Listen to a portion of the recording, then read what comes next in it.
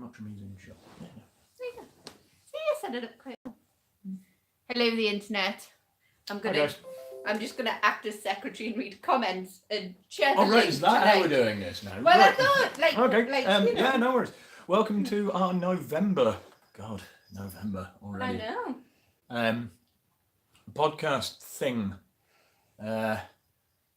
We're going to try and keep it to an hour, but we've got, surprisingly for November, a hell of a lot to talk about. I know. So, I hope you're sitting comfortably, and if you're not, sort that out, grab yourself a drink, and let's dive in. So, Are you gonna go through running order? yeah, Okay. what have we got for you?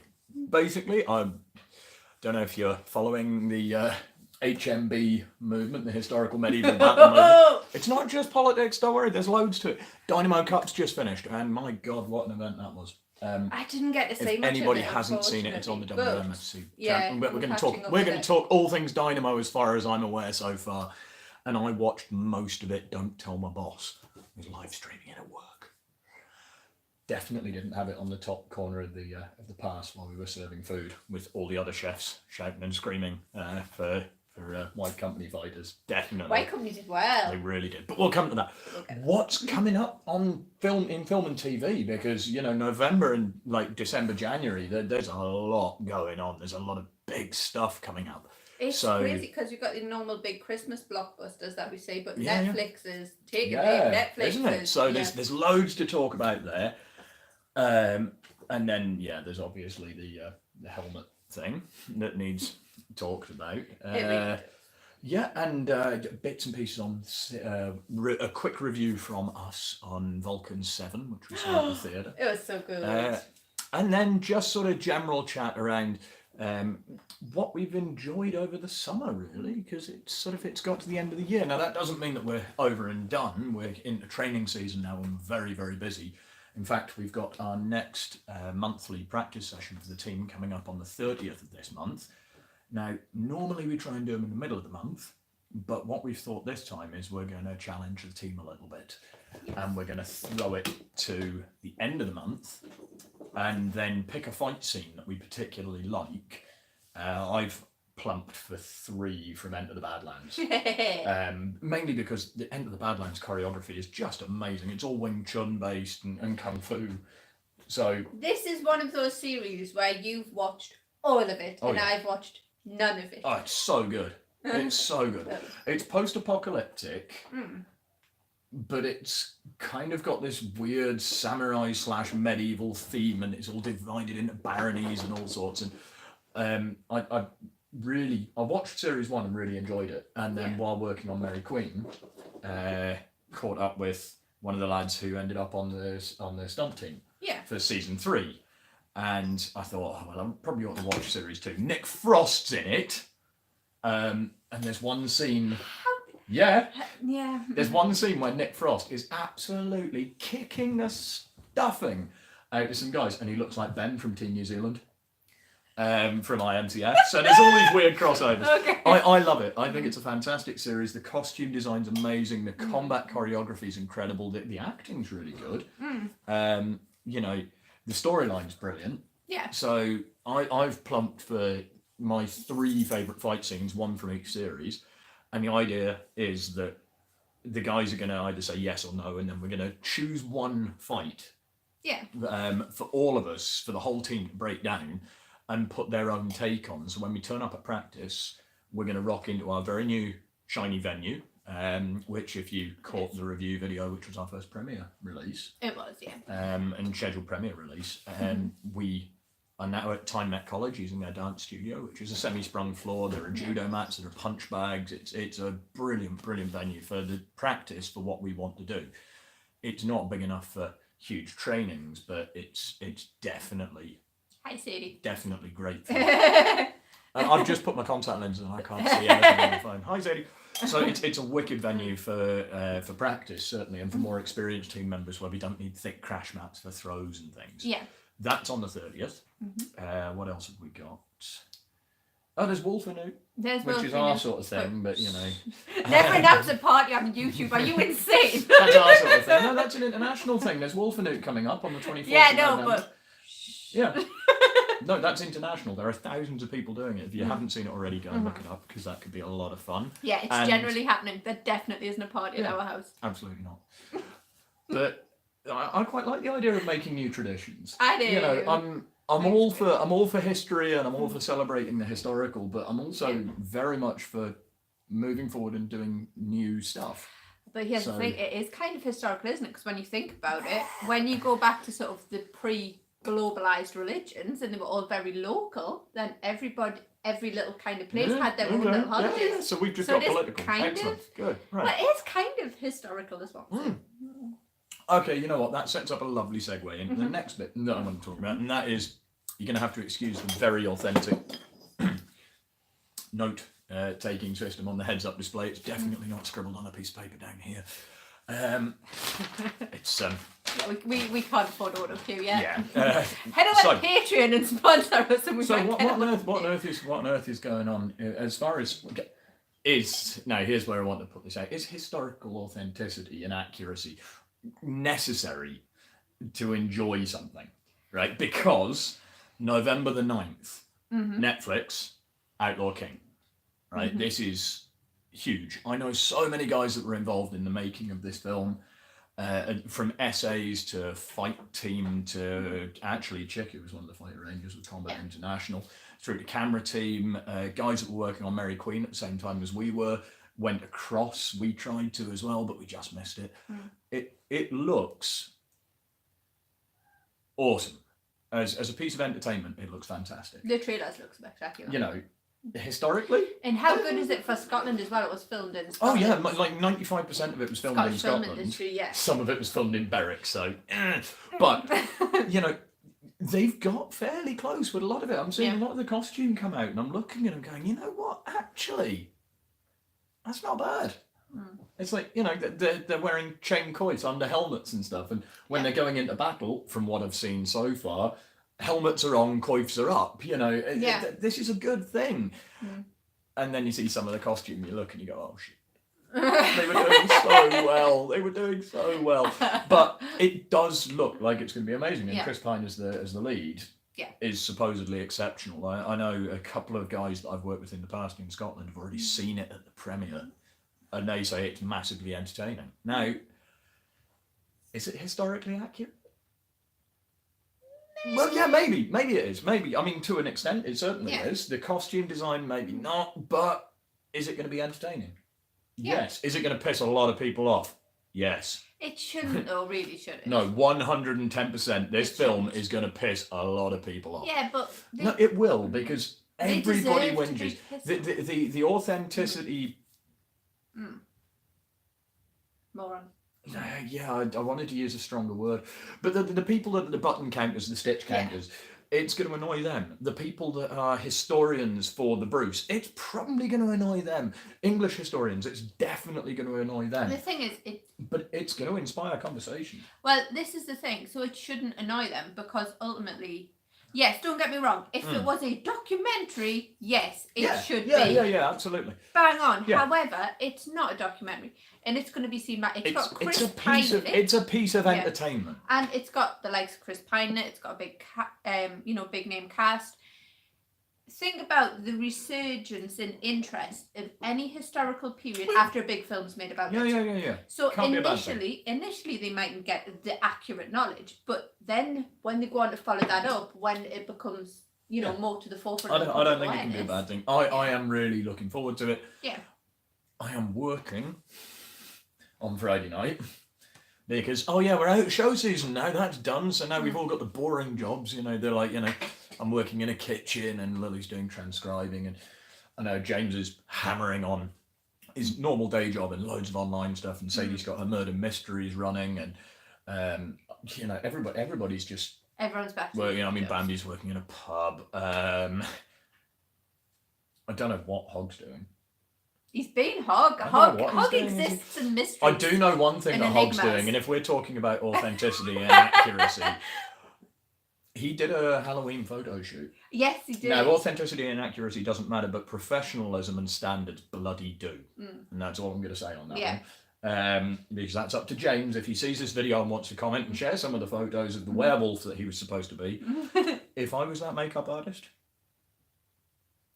I would be disgusted in myself. I would certainly not call myself a makeup artist, To be fair, and I definitely would not have been happy. and I with think the process one of thing and I that wouldn't be he working would again, like I'm sorry, to but- do is draw attention to. First of all, he probably wouldn't like to draw attention to his own professionalism, but he probably should, because he is. We've sent him on like modelling Oh no, type James is jobs brilliant. before, He'll and keep he's going. brilliant. He's And fantastic. the photographer as well was Mm. exceptionally professional. But I think this is a big problem, and in some ways, the MUA industry, makeup artist industry, crosses over with ours with combating. How many certs and qualifications do you need to safeguard, but not I know so many cripple the industry? excellent makeup artists, and I can say that with 100% conviction. You know, and I'm sure they won't mind if I name bomb here, like Chloe Hendrickson and Laura Talentire, and what was her name? What's her full name? Sam Jack. Yeah. From up north, but they work on big budget films. Yeah. And they do incredible makeup. I mean, go and look her up. I think she's Laura Talentire MUA and Chloe Hendrickson MUA on Facebook. Go look them up. And Sam Jack MUA on Facebook. Look up their work. It's amazing. Yeah. And they're not expensive for what they do. They're really not.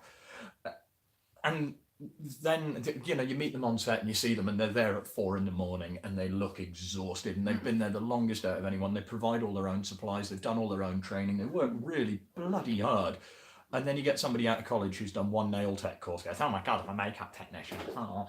And then they go, well, I can do eyebrows, so I can do SFX. Oh, no, you can't.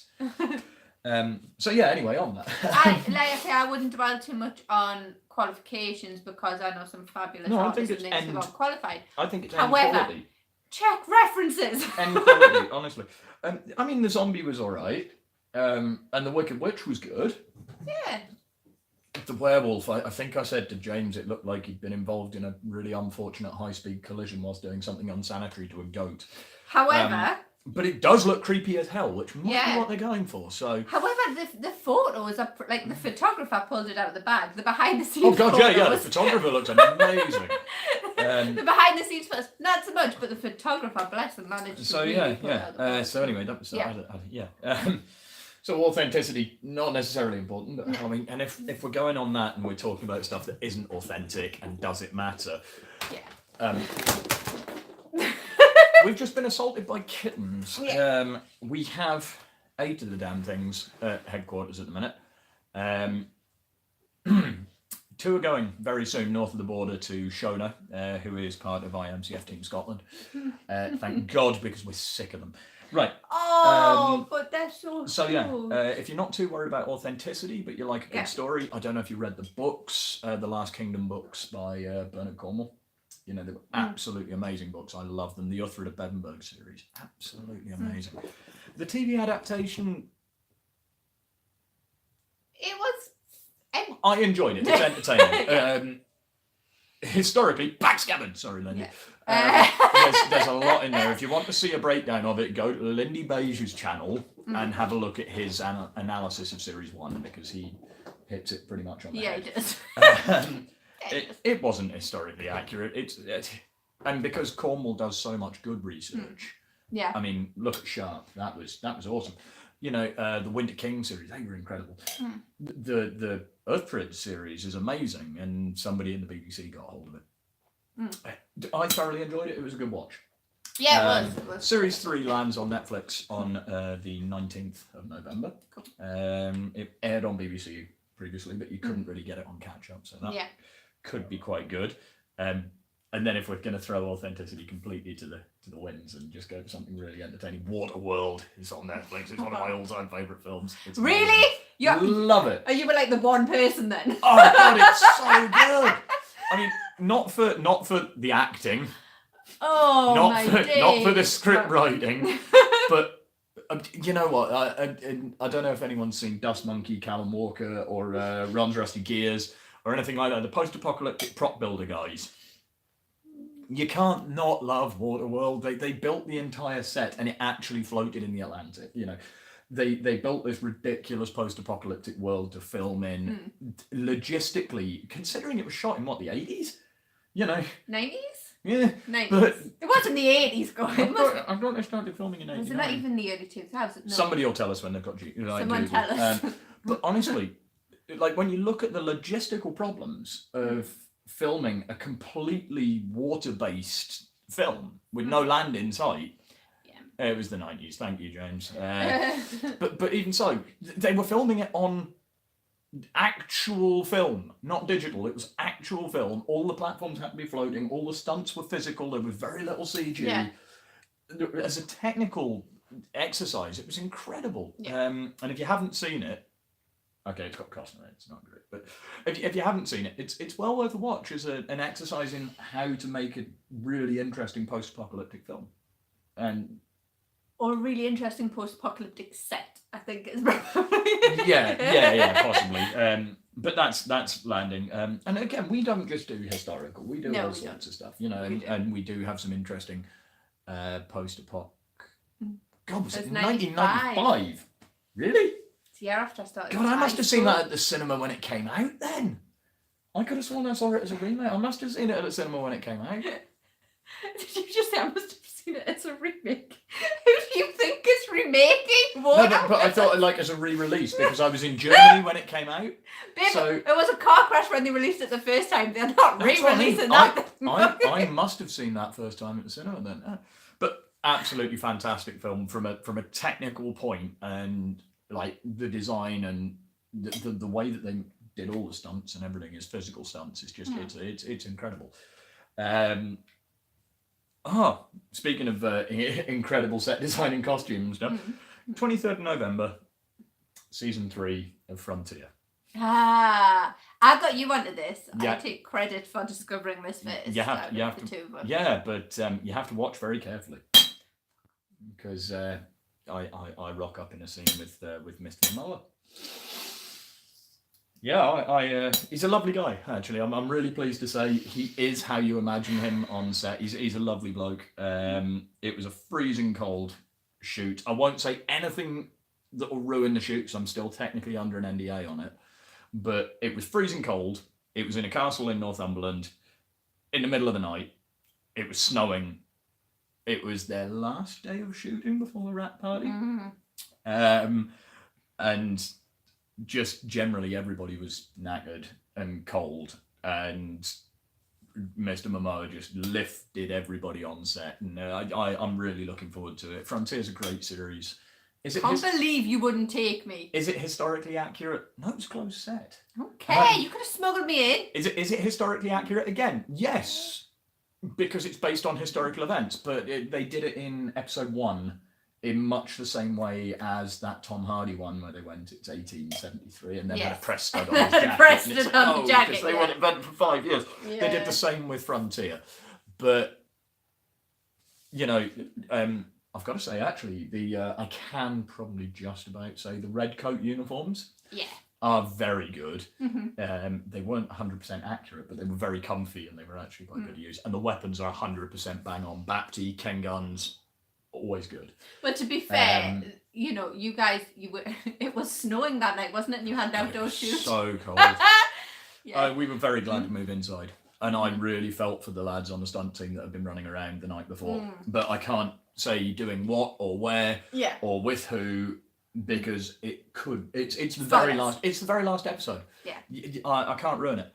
And also I have been paid for it now. I could, but professional courtesy dictates I won't say until it is live on Netflix. I have a couple of behind-the-scenes photos that we were allowed to take. A few went out on Anyone. I got that through Anyone casting. So a few went out on there a while back, but I never...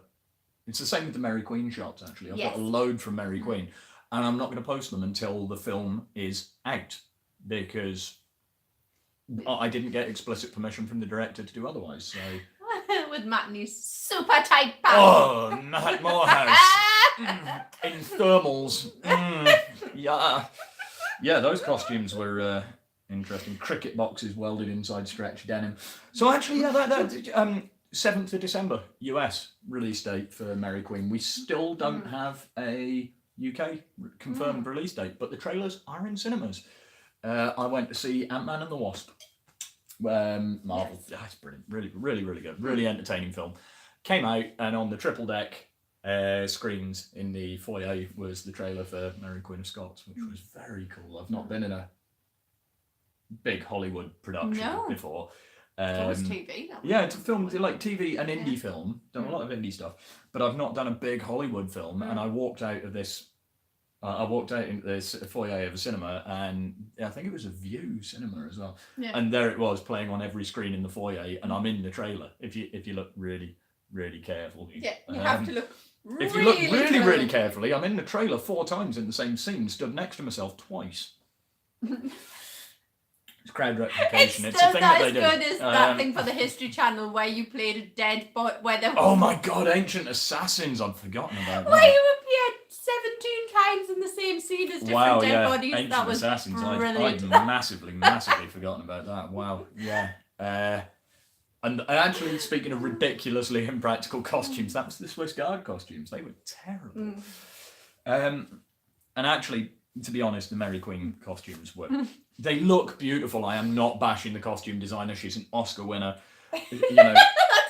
James just reminded me also in the History Channel. I did, didn't I? Yeah, you I killed myself yourself. Twice. Yeah. It wasn't originally History Channel. Bob Brooks of Hotspur School of Defence also kills me quite a few times. Yeah. And then drops me on me. And actually, it was. It ended up on History. It ended up on History. It was originally American Heroes. It was American Heroes. Then it went to History Channel. So yeah.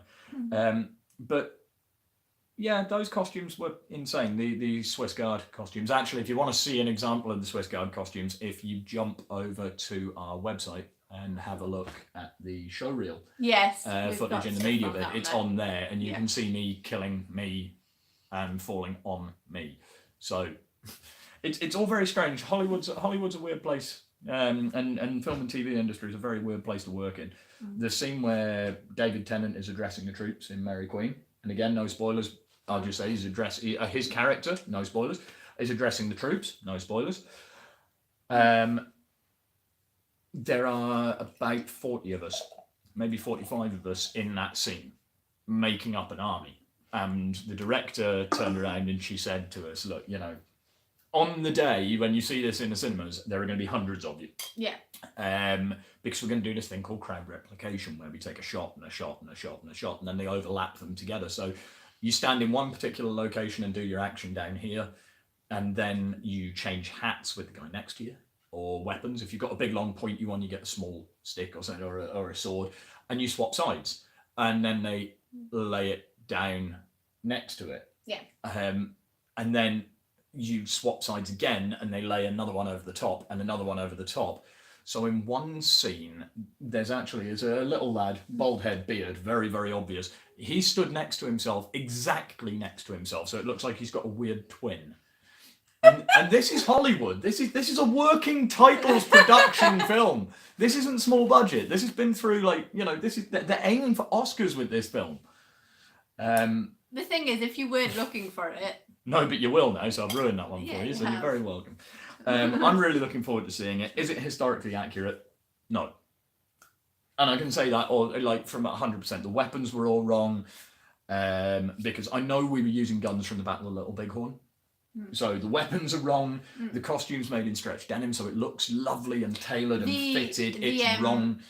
The costume designer was the same as the one from Rain and something. I forget her name. I mean, she was lovely. She was very really highly sort of stylized, but brilliant. She was lovely. Lovely. She was very driven, very focused, and really had a vision of what she wanted. And actually, I think when you see the armies marching and everything, it looks beautiful. This is Hazel, but yeah, it looks amazing. And even if I am wearing a knitted jumper from Primark, they dyed in a tea urn because it was red. They dyed it brown because apparently it looks like chain. If I was to sit and spend all my time stressing over authenticity of the stuff we do, I'd never sleep at night. The thing is, we wear two very different hats because we go from doing stuff for museums, which has to be. Are they authentic hats? But yeah, like some of the museums we work at, it has to be really good. The gladiator shows, are they authentic? Yes, kind of. Gladiators, you get a lot of leeway with. It's a bit like pirates because they came from everywhere. Is our armour accurate and authentic? No. It's made of leather. Yeah. And I've done it to make it look cool. The armour I've made for James and for Jake and Bambi's armour that was made by Jez from Ancestor Leathers. Is it authentic? No, of course it's not. Because just leather armour against a sharp sword is going to do absolutely, excuse my French, bollocks all.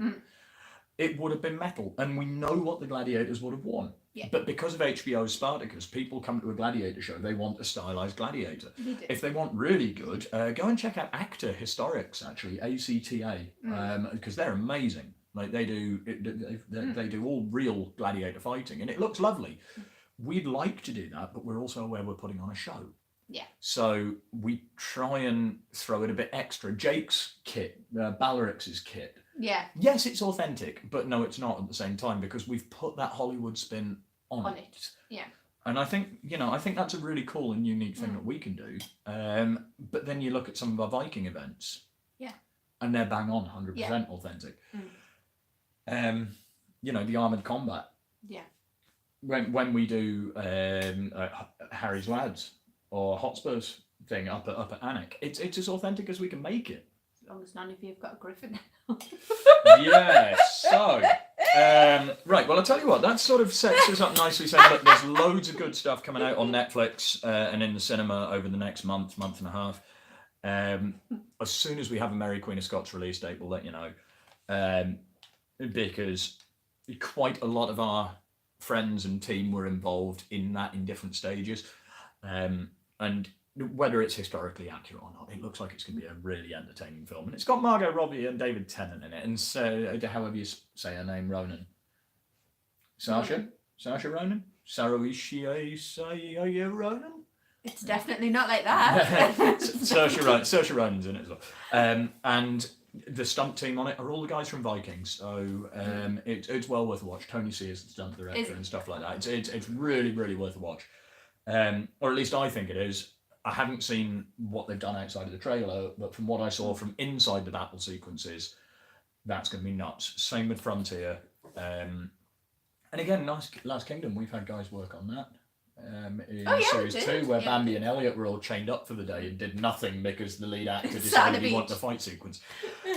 Speaking of fights, shall we, since we've dwelled on what's going on in film and TV for a little longer than I planned, Dynamo Cup. Now, outside of the film and TV and live show and stunt, I hesitate to use the word stunt at the minute, especially with everything that's going on with the British Stunt Register regulations. Nobody knows what stunts is anymore. Everybody knows what stunts is, and actually, if you look at what's happened in the US in the last 18 months or so, there have been a lot more accidents than have ever happened in the British stunt industry. Yeah. I mean, Rustic B, again, like he's helped us out loads with videos that he's posted and things like that. And Mike Chat, XMA Martial Tribes live streams on a Monday and a Wednesday. Yeah. They're American stunts. And their qualifying criteria is very, very different to what was the JISC register. Yeah. And is now the British Stunt Register. There is nothing wrong with having high standards because we don't have bad accidents in the UK. No, we don't. I mean, when we do, they're all over the news and they're incredibly rare. I mean, I really ought to remember her name. The lass that came off the bike on Resi Evil when the boom dropped. Not her fault. No, not at all. Camera malfunction, technical malfunction from somebody else's fuck up. Sorry, mistake. Nearly killed her. We don't have accidents like that in the industry because the guys are very, very high level. And I'd love to be able to sit here and say to you guys that if you're training for the Stunt Register, go on to the British Stunt Register's website and the criteria are live. But they're not yet. So we're all still a bit in limbo. So some of us got a bit distracted and decided that we wanted to do a martial discipline that wasn't Eastern orientated and signed up to historical medieval battle. It's full armoured, full contact combat. Not choreographed, as a few people that have seen it have said, oh, well, it's all show, because they've watched jousts and they've watched the UK show jousts and they've gone, oh, well, it's choreographed.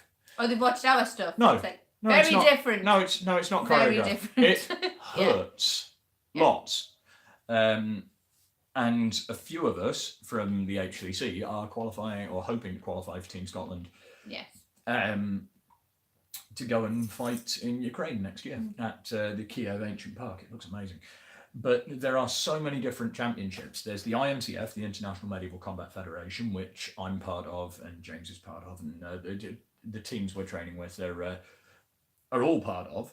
Then there is the HMBIA, the Historical Medieval Battle International something. I forget exactly what it is. But within HMBIA, you have Battle of the Nations, you have Buhat League, and it's basically just getting together with people, travelling to interesting places and brutalising them with swords. It's great fun. So IMCF was the start of the year, just after Battle of the Nations. Me too. There's been a cup in Flanders. Congratulations to Battle Heritage Invictus. They absolutely kicked ass. Battle Heritage won, went over there and really, really took it to the tournament scene. There's just been a tournament in Japan that Benoit from IMCF, Ben's been over in Japan.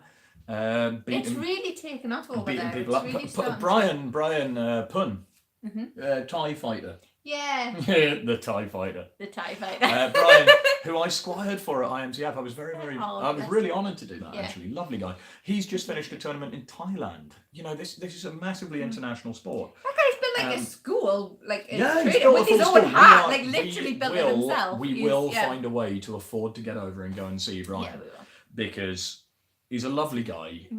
The first night I met him, he was shivering to death, and I lent him a sleeping bag. I don't think he was really fully prepared for Scotland. He really wasn't aware of what Scotland was. Really wasn't. But, you know, these championships happen all around the world, and the biggest one for the HMBIA and the HMB guys really is Dynamo, which is in Russia. Now, Dynamo Cup is insane. Pavel Kozak from White Company and one of the other guys, and I can't remember who it was. It might have been Dan Winters. Don't quote me on that. Got featured in a magazine, and it basically says, "If I die in the fight, I'll die happy because I'm going to Dynamo." This is how like serious it is. Like it's a really big. They had two guys, two hospitalised, two. That's Really good good stats. considering it's on Yeah. HMB rules. I was very impressed. yeah. But Dynamo Cup saw for the first time ever this year teams from the UK go over and compete, and this hasn't happened before. And the guys went out. Bear in mind, this was outside of Moscow. This is in Russia, with all the travel embargoes and all the political bullshit that's being thrown around at the minute. The guys went out to Moscow, and they went and fought. And they've had a great time, and they've made friends, and there are some great photos of them outside, St. Petersburg, Minsk, or whatever it's called, the cathedral thing, and they've had an amazing time, and they've said they've seen nothing of this whole kind of Russia's evil thing, and there was no politics. So then the HMBIA decided to invent some.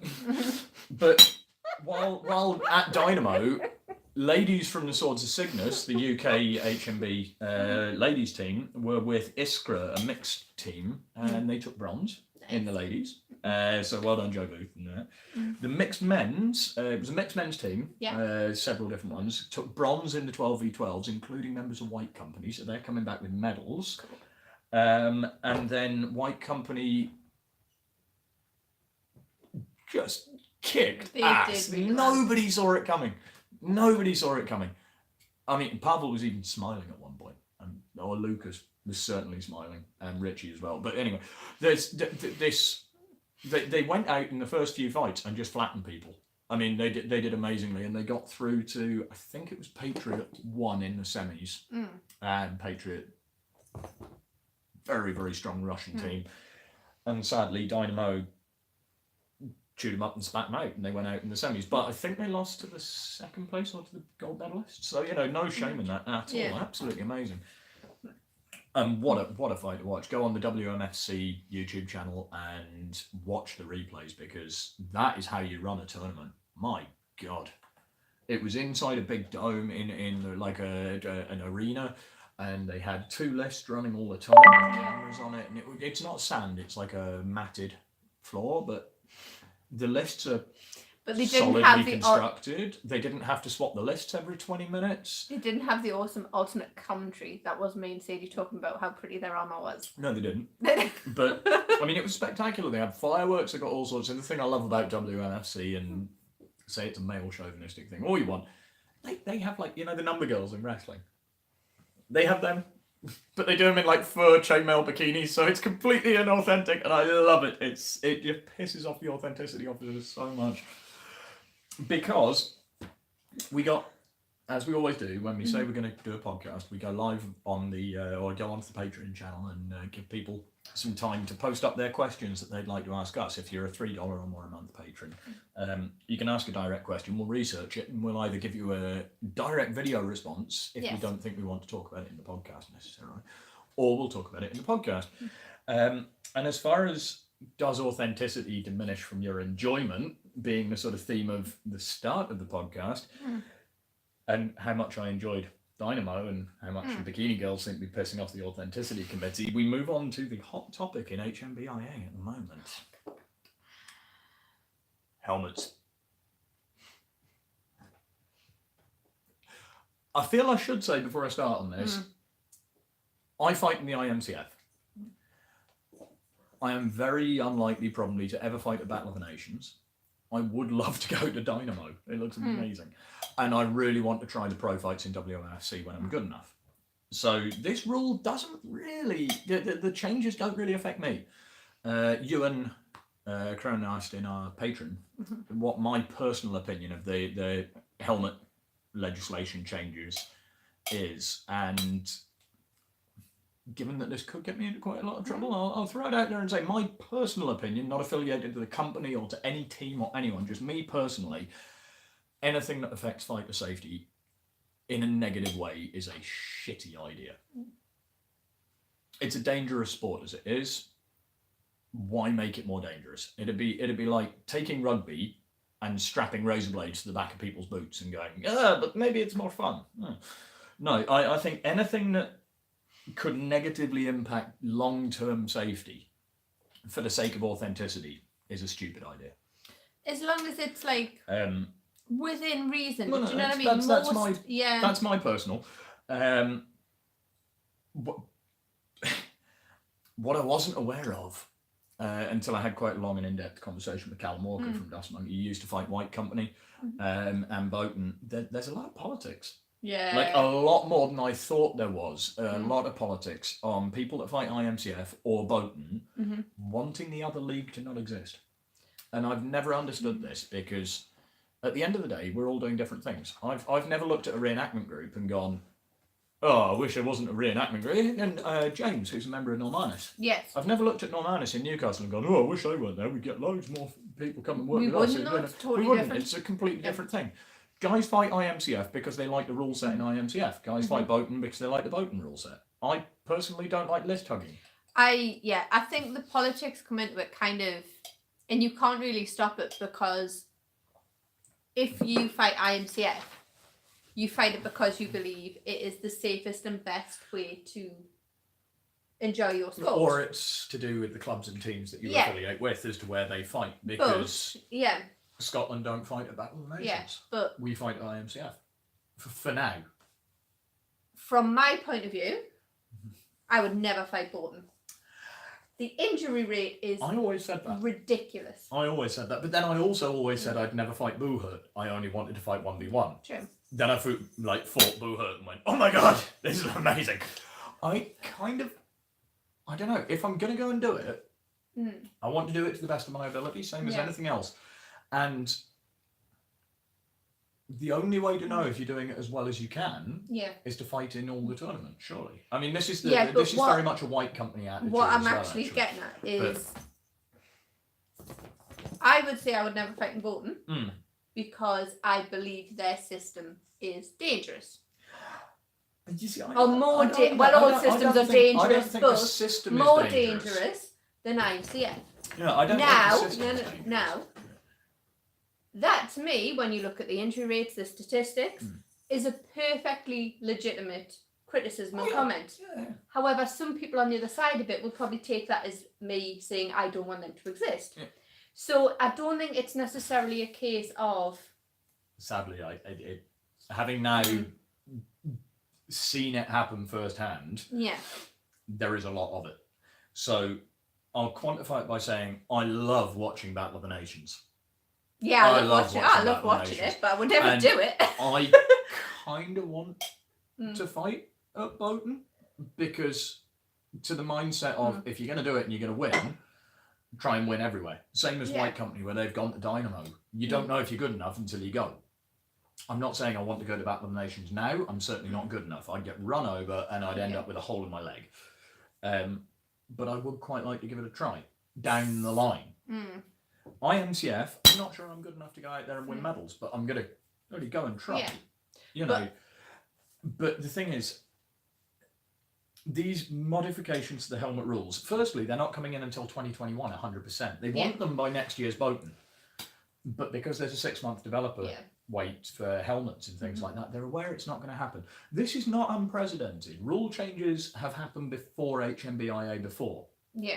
Hell, rule changes happened at the Field Drap d'Or, the Field of Cloth of Gold, with Henry VIII's fights 3 months before, after he'd had all his armour tailor-made. 3 months before they changed the rules.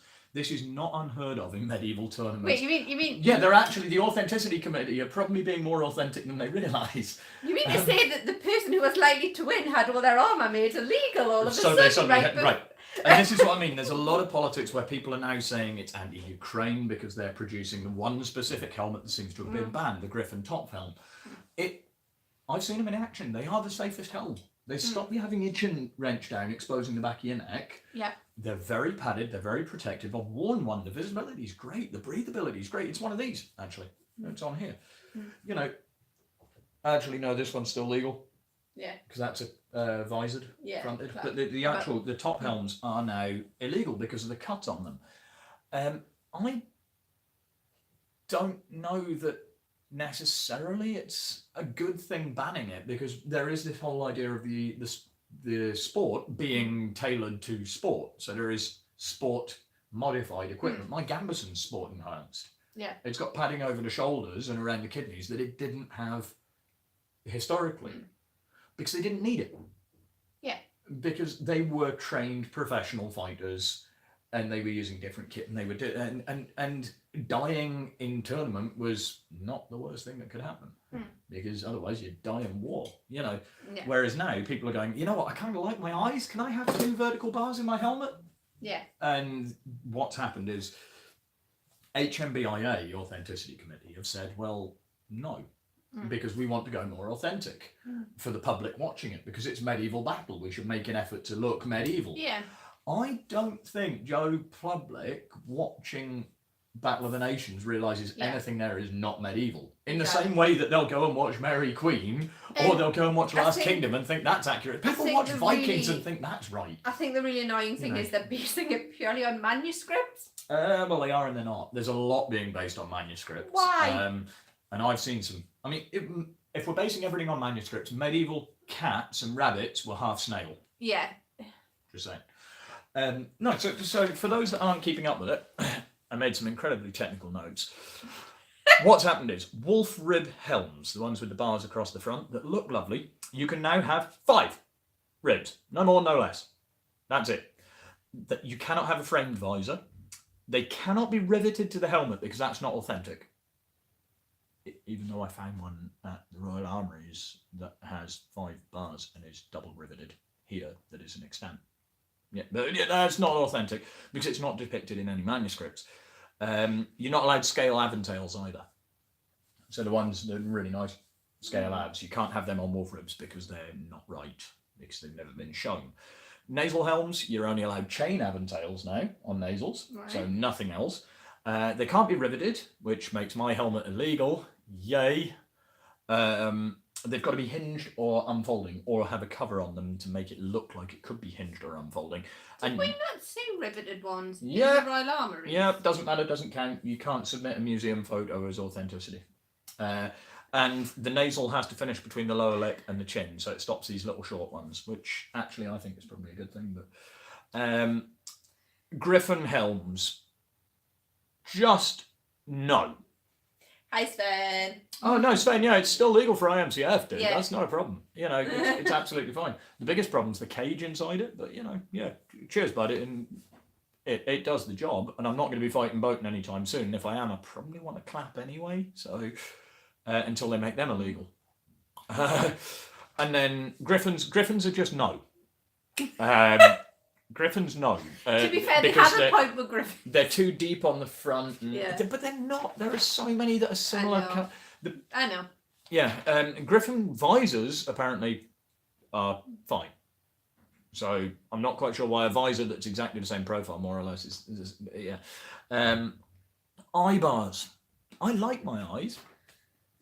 I really like my eyes. I wear goggles when I'm working in the workshop with anything that could spark up and hit me. I put glasses on when I'm on the forge. I really like my eyes. Outside welded eye bars are a good idea. Then when the weld inevitably fails when somebody hits it hard enough, they break outside the helm. No, Yeah. inside only now. So when they break, they go into your face. That's great, marvellous. Aventails on helms. Yep, they've got to be multiple colours because apparently single colour never happened. Yeah, there's a lot of very strange legislation changes. Now, I don't think any of these are going to be 100% final because they have put them out to discussion. Yeah. There was a huge backlash from the fighter community about the Griffin helm because it is the safest helm on the market. Loads of people are using them. If you look at Ina Bera, the Ukrainian team. Yes. If you look at them, almost all of them wear them. Now, that's not just because their Team Smith makes them. It's because they're really, really safe helms. Yeah. You know, I know Sven wears a Griffin, a visored Griffin, and it's incredibly safe. He got an American axe that decided to hang out inside his helmet with him for a few minutes at IMCF, and he was fine. Yeah, but that might just be Sven. I've seen different hell. I've seen guys walking off with faces, you know, bashed in and smashed up because they haven't got the adequate protection. Now, the argument is, you want better protection? Fine, get yourself a more historically accurate helm with, you know, more accurate protection. Fine, yeah. Some of the clap visors, great eye protection, vertical bars, and some of the bar buttes, brilliant protection. But the difference is, we're now fighting as a sport, and people have normal jobs. I don't know anybody, I don't think. Yeah. Except possibly Laurent from Luxembourg, who does full-time medieval or reenactment type stuff. There's a lot of World War stuff. Yeah, but you know, you don't need both eyes for that. In fact, because Laurent does a lot of German stuff, I think having Savannah eye would make him look quite sinister. But he's too nice to I am pull it off. worried as a fighter, or certainly as somebody trying to be a fighter. I am very, very concerned that the changes they've made are for the better for the look of the sport, because it will look nice. You know, it'll make it great. But in my 2 bouts at IMCF, I had a sword guard come through the eye slit on the helm on Bill's lid, and the only thing that stopped it was the peak. Yeah. And I sort of went, oh look, there's a sword there. I just think personally, again, this is not a company view, this is not a team view, this is nothing to do with Scotland. I think personally, on myself, anything that compromises fighter safety is just a terrible idea. Yeah. It's like saying in UFC, I tell you what, let's ditch the gloves, because it makes it more like street fighting. Yeah, it is. I think they shot themselves in the foot a bit, because had they turned around and went, we're going to make it really authentic, fair enough, if that's what you're doing, to make it really authentic. But to say we're making it really authentic, but you can't submit museum pictures as proof of authenticity. I think the problem is they didn't want loads. Kind of brings their judgment into question a little bit. I think they didn't want hundreds and hundreds of people sending in dodgy photos from a little museum going, I found this in some Barons von Urich's 3rd collection in his attic. If you go to somewhere like the Royal Armouries and you look at the kit, there's a huge that's variation. the Royal Armouries. You know, there's not much arguing there. They don't put crap on display. They know the prevalence for it and things. You're going to have a moustache on yours. It's up for, I am tempted. We found a helmet with a moustache. Jousting helmet with a tash. I think, yeah, actually, James, you're pretty much right there. Take the ref out of MMA and just let them fight. Yeah. I think the changes could be for the better as long as they're implemented correctly. Yeah. The one that concerns me slightly is the longer term, where they're saying they want to have a few, what are they called, like certified smiths that you buy your armour from and you know it's going to be authentic and pass. This is where the sort of the anti-Ukraine arguments coming in. And I'm not saying where I stand on that at all, because I don't think, from talking to guys that are on the authenticity committee, like Locker and guys like that, it wasn't an anti-Ukraine decision. I don't think, from my point, I think it was a decision to try and standardise it to make teams look more like teams, and not have somebody running around in 4th century like Viking Slavic Rus armour when the rest of the team are in 15th century Gothic. Yeah. But it's going to hit a lot of makers. I don't think it was specifically targeted at the Ukraine. I know there's a lot of jokes specifically going targeted around, anyway. which I'm fully joining in with the memes. But I don't think it was specifically targeted at Ukraine. However, I think what the committee and the decision makers need to take on board is, if it's going to affect a particular team to that extent, you have to kind of maybe revise things. I hate to play devil's advocate on this one. It's a helmet. Yeah. Buy a different helmet. You know, at the risk of sounding like an absolute dick. Ewan, hi. Hey, Ewan. We're actually on the question that you submitted on Patreon. What my personal view on the helmet regulations within HMBIA are, and I think anything, as I've said earlier in the video, anything that is detrimental to fighter safety is a really stupid idea for the sake of authenticity. I mean, for the sake of authenticity, then all Viking groups in the UK should remove gloves and fight barehanded, like we do. But all groups in mass pitched, unchoreographed battles Should also learn to use their shields properly. Yeah, exactly. But you know, this is the thing. I think anything that affects fighter safety is a really bad idea, because I like my eyes and I like not being dead. But I think if it means that if ultimately it means that there is a standard achieved where you have good quality armor that looks the part and does the job, and removes some of the kit that I've seen knocking about where you look at and you just go, where the imitation stuff from Master Uli that's got into the market where it looks exactly the same but it breaks the first time it gets hit. If it's actually got a Smith's mark that's authenticated, then it could be a good thing, because it will ultimately end in fighter safety. Nobody's kicking off about the tabard rule, and HMBIA have just changed all the legislation to do with Tabards tabards. don't quite cost the same as armour does. No, they don't, but it's exactly the same thing. Why aren't people getting pissed off that their team tabards ought to need replaced? Because they're only €80. Yeah. People are getting pissed off because all the helmets need replaced, because there's a 6-month wait, and bear in mind we're in what, November now? It's just because he has very sexy eyelashes. And Bowden's in, what did he say? Are you wearing eyeliner? No, I have slightly bruised eyes. I'm very tired, is what it is actually. Massive lack of sleep. But no, I think the fact that there is sort of a 5 or 6 month wait for most of the guys that make good helms, to change it this close to tournament and say everyone must have it is an unrealistic goal. It is. Although in theory, you could probably have it by Bowden. But again, from me personally, it doesn't massively affect me because I'm not fighting Bowden at the moment. So, and when I do go to fight Bowden, I'll just get the rest of the kit that makes it legal, and I'll keep my gear for IMCF with what I want to fight in that's comfortable and usable in IMCF. So I probably will get a Griffin helm. You'll get life insurance before you get anything else in board. I won't get life insurance if I'm going to Bowden. Are you now, or have you ever been a member of the Dynamo Cup team? Life insurance cancelled.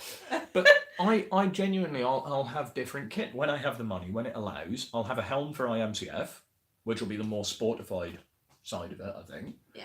And I'll have kit for Bowden. It's like, I've just seen a really nice set of pauldrons that are not historically accurate, but they will protect my shoulders and my back really nicely. And they're legal for IMCF. So am I tempted by them? Yes. Would I be able to use them at Bowden? No. We'll see. And also, the other thing to remember is Battle of the Nations is going to every 2 years. It is. It's not going to be yearly anymore. Which is great for the fighters, because it means that, they don't have to spend out thousands and thousands of euros every year to travel all over the world to go to a tournament. Yeah. It's also really good for the IMCF. It is. Because if they stay yearly, it means that there are going to be people looking to fight at tournaments, and Yeah. you know, the Griffin helm thing, whichever way it's gone and for whatever reason, can't have been bad for fighters for the IMCF, because there are a lot of people that are There's a very lot of pissed off second-hand by the Griffin rules. helms on. There are also a lot of very cheap second-hand Griffin helms now. So, Okay. you know, yeah, it's a big change, but this is the first in a series of changes. The next one is torsos and arms. So this is going to be something that's ongoing. Yeah. And again, bear in mind, you know, it's a young sport.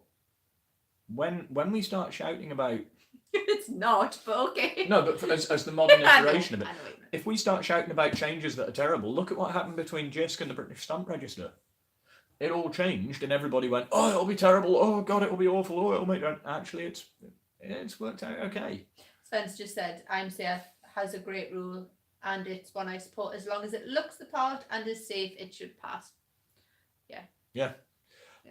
That's why we all, like Team Scotland, all have sleeved tabards as well, because then you can't see what you're wearing underneath it, and they can't see the gaps. Can't see the cat. Can't see gaps. But yeah, I think there is very much a case of, you know, Bolton's always had 2 point you don't like it. So's IMCF. I think now IMCF is going to get more. Well, I don't know. I could be wrong, but I think it'll be more like it'll get more grassroots fighters coming in, which can only be good for the growth of the sport, because you'll get guys that have bought stuff and gone, "Oh, that's lovely, and Sven, you haven't got any gaps. Underneath your armor is just Sven."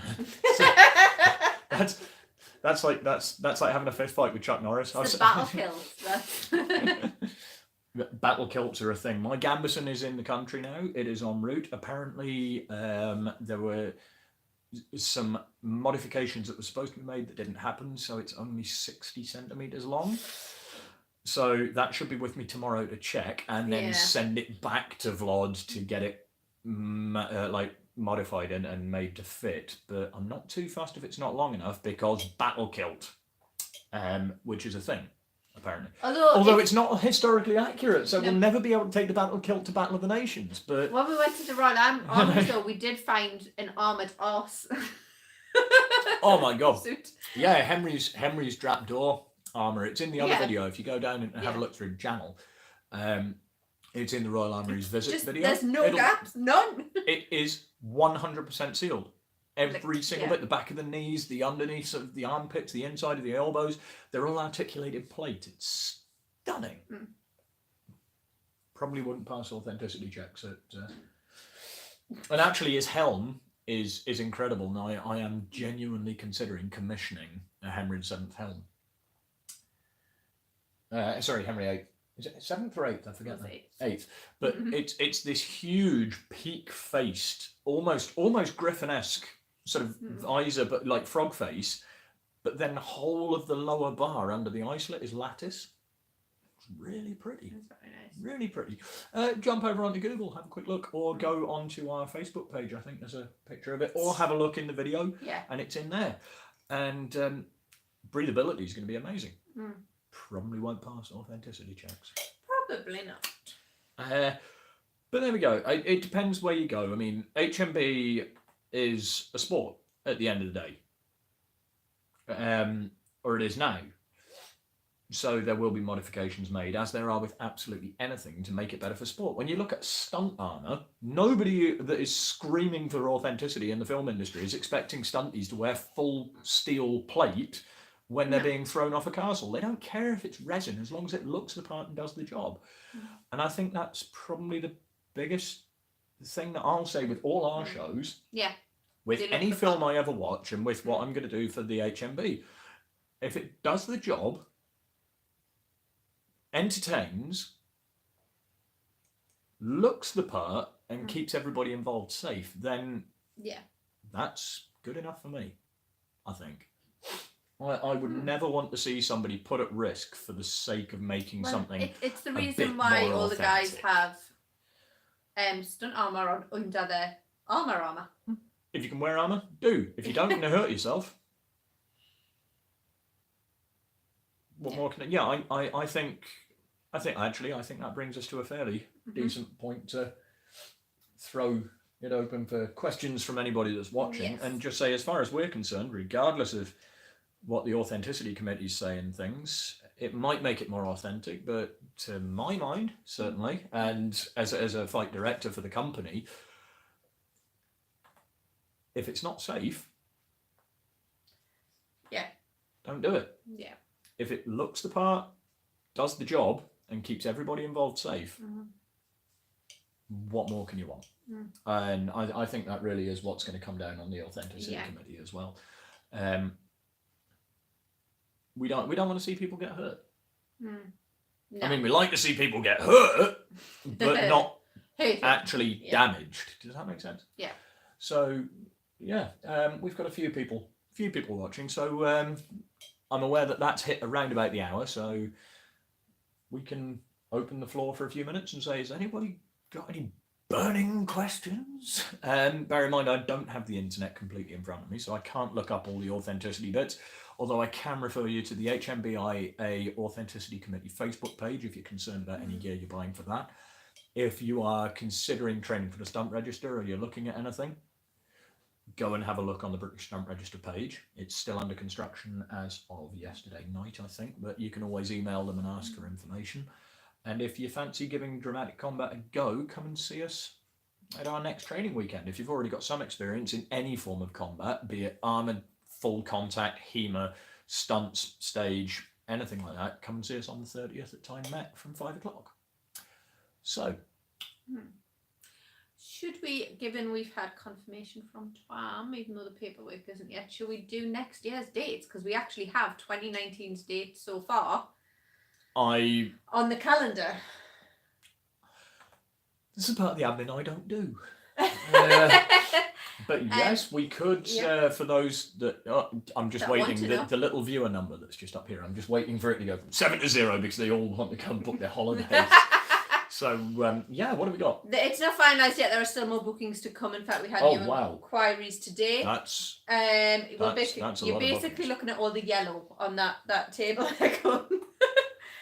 So we're starting off... Sorry, Sven, I'll jump back and grab that comment in a sec. We're starting off on the 6th of April at Orbea with a Roman Market and Living History weekend. That won't be cold.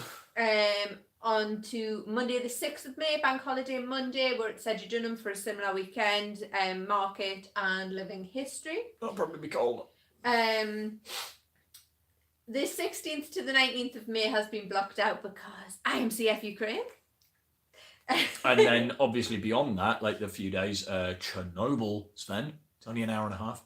You want to drive, don't you, mate? Yeah. The 29th to the 29th of July to the 2nd of August is Roman Week at Orbea. Roman Week? Roman Week. There will be a week-long list of activities. Plus, if you like reality TV and watch Big Brother, there's about to be a Roman one. Orbea, the lovely people at TWAM are giving us their Roman officer's house for a week. It's going to be worse than Spartacus, isn't it? It really is. There's going to be more man sausage than Spartacus. But there's going to be gladiator challenges running. There's going to be kids challenges running. I didn't realise we definitely got the week. There's going to be guided in-character tours. We are, for the first time ever, doing a special noisy tour for children with additional needs. Which means there will be a lot of whipping children with special needs. There will not. That's really noisy. On the 3rd of August, it is sort of immediately following that. On the 3rd of August at Orbea, we have the big gladiator display. 10th and 11th, we have gladiator display and big gladiator challenge and big display at Sedgedunham.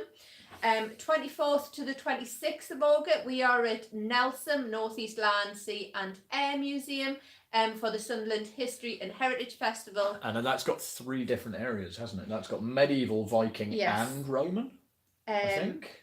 And gladiator, yeah. So there's gladiators, medieval. Sven, we need to have a word with you about that one, actually, because we should all have kit by then, so there may be fights, and a Viking trade market. So there is a general big craft market as well. There's a couple available for TWAM events too, so if you run any sort of craft fair, they're very, very reasonably priced for the amount of crowds we're expecting. Domina 30th will have to wait, Sadie, I'm afraid. It's a while to that. Yeah, we are having a night with Domina that has been confirmed as well, which is an God. evening adult only event at our beer where there will be a gladiator auction in order to raise money for the museum. I'm quite glad that Doctor is not a slave anymore. That's going to be weird. We can always demote you. Yeah, Sven, actually, while we're there, what we Um, might do for Nelson is, because hopefully by then there'll be the Borders team set up as Yeah. well, but what we might do is bring the SKL down en masse to do a show fight Yeah. on the day as well, so that we can actually have maybe a fives fight if there are enough of us. Maybe. We'll talk about that at Wolfenout. 30th of August through to the 1st of September is Combat Camp back at Century. This year, it will be featuring full contact combat It will with armour on IMCF, probably IMCF new pro fight rules. And that'll be open to everyone that has armour. 18th to the 20th of October, this isn't available for public booking yet, but is the historical retreat at Wallington Hall, which is a National Trust property in Northumberland, where you will be able to stay on site with us for 2 nights of just general fun and merriment. And if you have armour, bring it and we'll have full contact. No. It's very limited places. It's gone to let the team book it first. However, it will be opening to general public booking, any other available spaces as of Monday. Okay, so that's Excellent. everything in the calendar so far. However, I got emails today asking for quotes, so there may be more to come. And at some point in that, we have several interesting projects coming up for short film and TV series pieces, or not necessarily TV series pieces, but sort of Amazon general release pieces. So.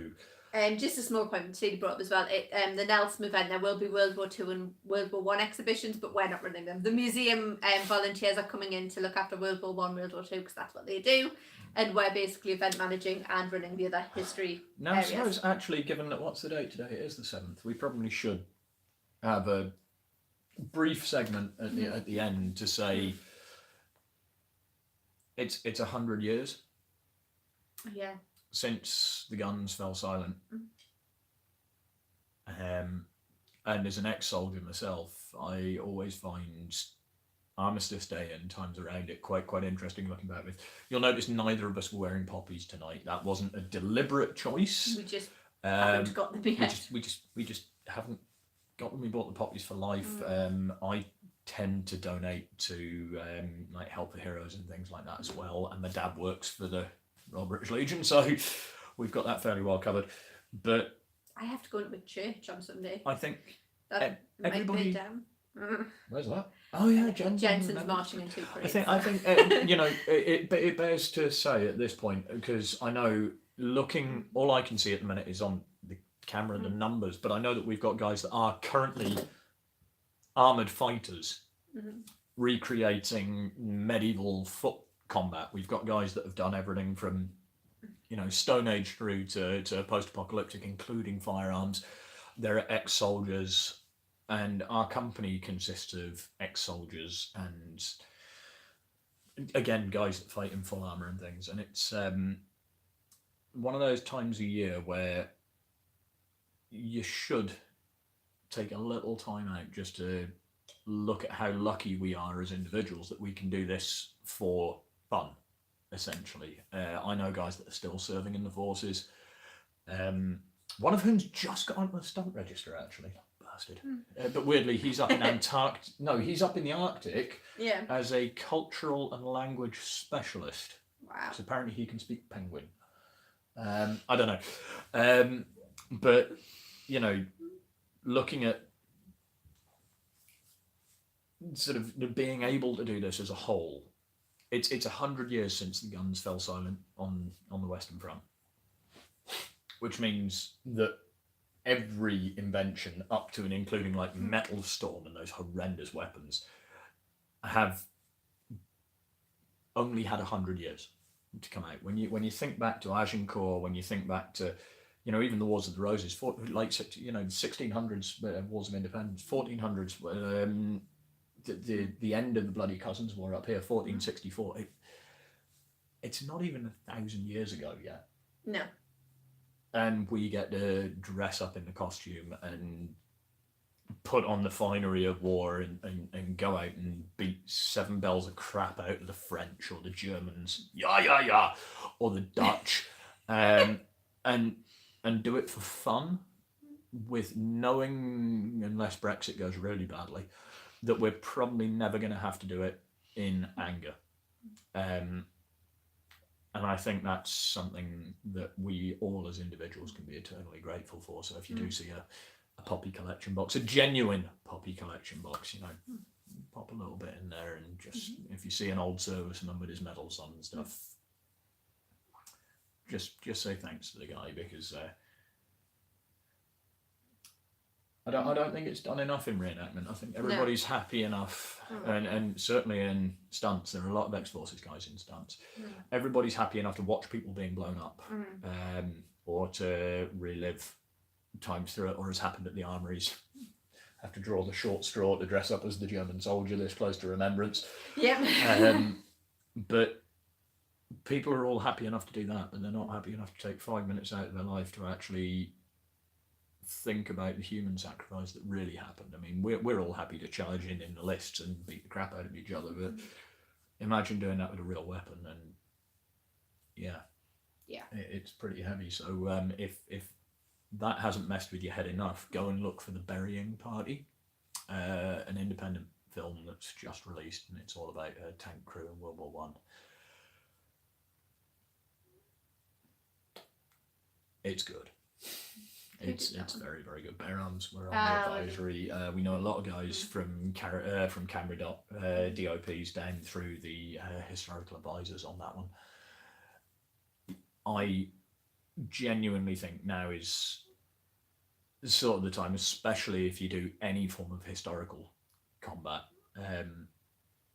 Look back and think about it, and just realise how lucky we are as people to actually be able to do this for fun. Not have to pick up a rifle and go out day on day to shoot somebody, or pick up a sword and go out and stand on a wall to defend. Thing is, the periods of time we go back, wasn't you probably didn't even have a sword. You probably had like a farm tool. What are you on about? We're like proper posh. We would have had swords. Okay. Just I think it's quite poignant at this time of year. Yeah. You see everybody talking about remembrance, and they go, "Oh, it's for the World War. It's for the World War." It's not. It's for every single serviceman and woman and animal and everything that's died for freedom. Yeah. In this world, and if you want to really take that back, fucking the Normans, 1066. But you really hate the French. I'm really not a fan. Spent a long time living there. They really don't like the English either. But I think, when you actually look down the lines, if you live locally to a battlefield, we're fortunate. I don't know if that's the right word. Sea Houses Beach this Sunday, if you don't want to go into a church service or you want to do something a bit different. Sea Houses Beach are having a reading in the big thing on the actual beach itself. So if you're maybe not religious and you don't want to join in the remembrance services in that context, Sea Houses Beach on Sunday. I was going to say, if you're not a massive fan of the sort of the poppy vitriol of World War remembrance and things like that, and if you live near a battlefield, we've got many hundreds around here, hundreds and hundreds and hundreds. We've got Ageffron, we've got Bamborough, we've got more recently Redcar Beach, which obviously was involved in the Dunkirk invasions, if you believe film and TV. But again, authenticity and all that. I think it's not out of the realms of plausibility to walk out onto a battlefield where anybody has died, especially if you're Scottish or you live in the northeast of England and you've got a bit of an independence thing going. Bannockburn's not that far away. And just take a moment and sort of say thank you to the ancestors for allowing you to now dress up and recreate the stupid stuff that they did. And I know that sounds terribly hippie and terribly weird. It's not really sort of Hollywood chic, but I think it's brutally important. Guys that work for Bear Arms portraying modern soldiers all the time, and they all understand. They know they've been there. There are a lot of ex-servicemen. I fortunately, thankfully, have never been in an active war zone. it's been bloody close on a couple of occasions, and I have family that have been in active war zones and friends that have been in active war zones that never came back.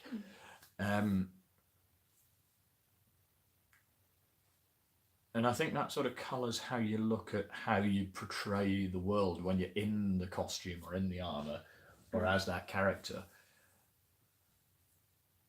And I don't think it's necessarily a bad thing to say, you know, when it gets to Remembrance Sunday at 11 o'clock, it doesn't matter what you do.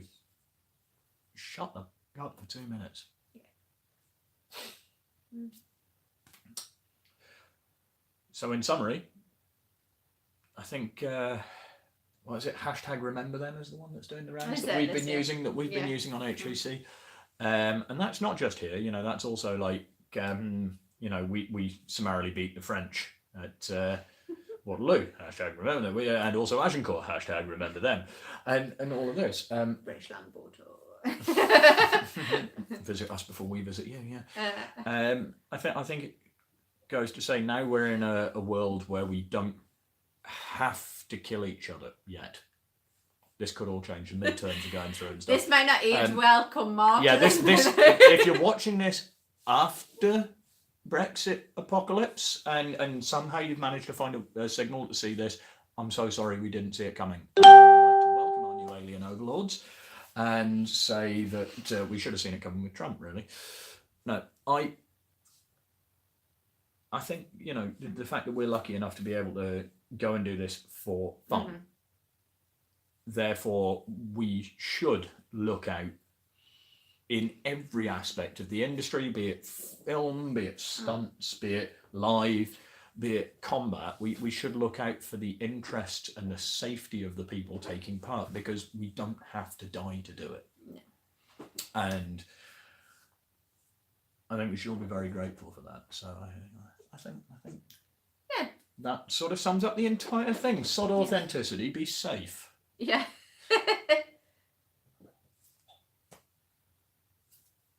Not altogether though. We made quite a bit of money out of authenticity. I like eating.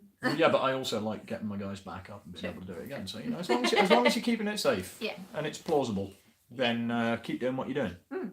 If you have eye bars welded on the outside of your helmets, naughty, take them off. Not authentic, not safe, apparently. Or a Griffin helm. If you own that, just go away. Or put it on the market for really inexpensively for fighters to boost their yeah. But yeah. I think I didn't mean to get political at the end there, but it is that sort of time. You always get political. And at least I wasn't having a rage about authenticity this time. You weren't. So with that said, we had an hour of usable content, and then coming up on 20 minutes of absolute bollocks. Really. Yeah. That's what we do. It's more or less what we do. It's around about a 70-30 split, which seems to have been what we've got now. So thank you all for joining us. And next month? Next month. Unless we're live casting Wolfie Newt, that isn't happening at our house. We may have to do our next podcast. We will do our next podcast on or around the 24th of November, because we will have... Is this a good idea? This is a great idea, because we will have a representative, at least one representative that has fought for his country at IMCF that owns a Griffin helm, and we will get his opinion and views on the authenticity. We should know more by then. I'm sure there's we'll also all have seen Outlaw King by then, and I'm definitely not advocating finding a US barrier streaming site and watching Mary Queen of Scots before it hits the cinemas over here. But if somebody manages to do that and sends me a copy of it, so I might even have seen Mary Queen of Scots by then as well. So we'll probably have our next podcast the day after Frontier 3, Series 3 goes live. Yeah, that's good. Also, there should be an interesting mix of people here, so we could actually There'll be an interesting mix of very drunk people here, so I take no responsibility for what happens during that podcast. But we'll have more than just me and her, because I'm sure you've seen more than enough of me on this channel, and you're probably getting to the point where you're sick of the sight of her. So. No, everybody loves me. So what is it Andreas always says? Without further ado... Goodbye! Take it easy, guys. See you next time. Thanks for watching.